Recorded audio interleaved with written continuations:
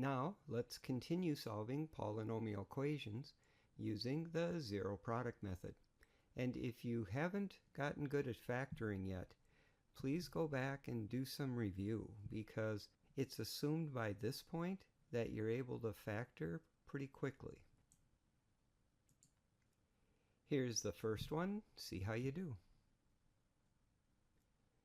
To factor this trinomial, I would start with guess and check, and then if that didn't seem to be working, I'd switch to AC. But guess and check gets me to x minus 12 and x plus 3. And again, I have two factors with a variable.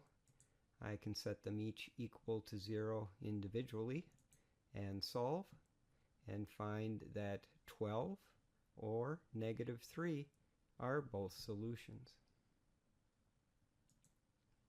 How about here?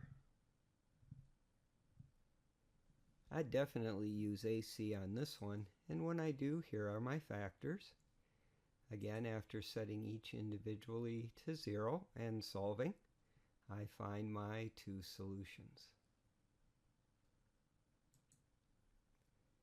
Try this one. It's going to have both a GCF, and I would probably try guess and check then. All three terms have a GCF of 2k, and now I'm looking for two numbers that multiply to 10 but add to negative 7, and that would be negative 5 and negative 2. I have three factors with a variable. This first factor will give me an answer of 0, the second will be 5, and the third will be 2. How about here? Now remember, you can't start the zero product method until you're equal to 0. So I subtracted 6 from both expressions. Then to factor this trinomial, I've got guess and check and AC. Before I start though, I'm going to take out a GCF of 2. This looks like a good one for guess and check.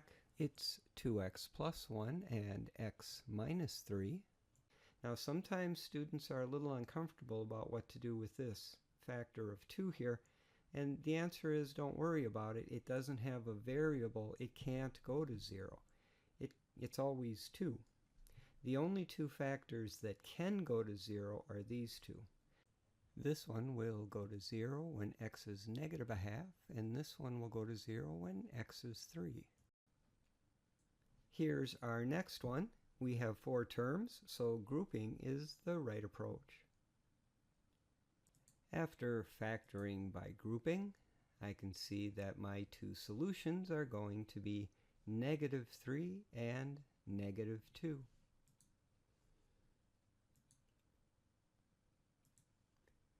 And here's our last one. After factoring by grouping, I can see there are two variable factors. This first one will give me negative 3. The second one will have two solutions. You can take a couple of points of view here. One would be to factor this to x minus 2x plus 2, which would give you 2 and negative 2. The other is to set this equal to 0, add 4 to both sides, and use square root, and again you'll get two answers, positive 2 and negative 2. Well, that will conclude this video where we've practiced with the zero product method.